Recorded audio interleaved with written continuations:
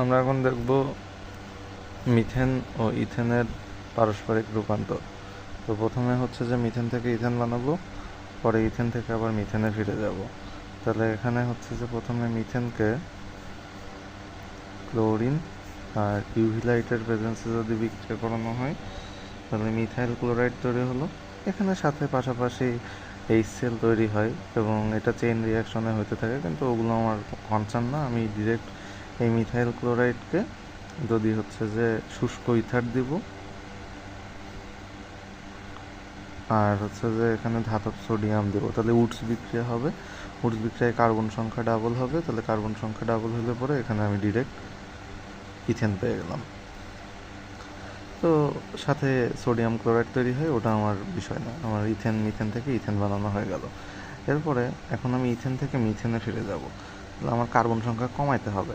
তো আমি এখানে যদি আবারও হচ্ছে ক্লোরিনেশন করি, ইউভি লাইট দিই, তাহলে আমি পেয়ে যাব হচ্ছে ইথাইল ক্লোরাইড।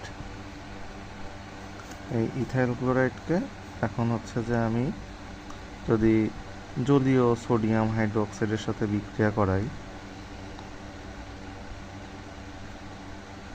তাহলে এটা হয়ে যাবে হচ্ছে ইথানল। এখন আমি ইথানলকে যদি আবার হচ্ছে যে জারিত করি, যে এখানে পটাশিয়াম ডাইক্রোমেট বা পটাশিয়াম পারম্যাঙ্গানেট দিয়ে জারিত করা যেতে পারে। তো জারিত করলে পরে এটা অ্যালডিহাইড হবে। অ্যালডিহাইডকে যদি ফার্দার আবার জারিত করি, তাহলে এটা হয়ে যাবে জৈব অ্যাসিড।